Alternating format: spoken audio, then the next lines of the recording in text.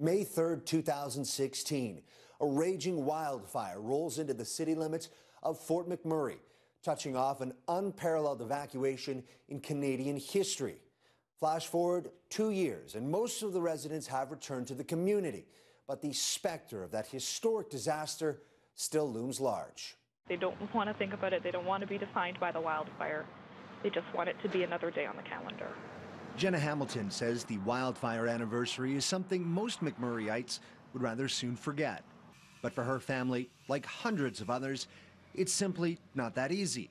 Only 20% of the 2,500 homes lost have been rebuilt. My family lived in Beacon Hill and we lost our house, and we're still not back in it, and it's been 2 years. And my parents had top-of-the-line insurance. So I don't think it's as progressed as maybe people outside of Fort McMurray think. How can a community be anything close to normal when 2,000 families are still displaced and the economy still isn't what it was? Keep going. If you're past where the fire was, Radio announcer Brad Karp was one of the final people to leave the community on that fateful day.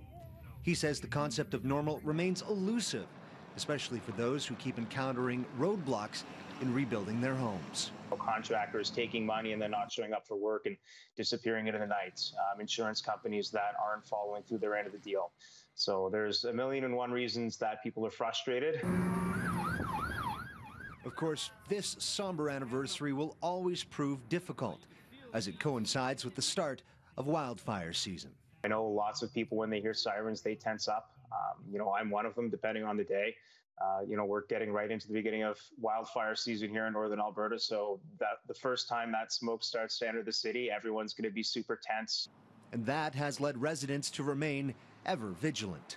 A lot of people now don't let their vehicles get below halfway on the gas tank. I know people who keep evacuation kits in their truck, right in the garage, packed at the front door, ready to go.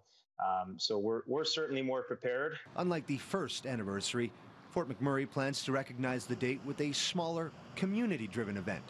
But whether it's 700 or 7,000 days removed from their harrowing escape, the shadow of May 3rd, 2016 will never completely fade. The 88,000 people who fled the city, whether they're still living in Fort McMurray or not, will always see May 3rd on the calendar with a bit of a queasy feeling in their stomach.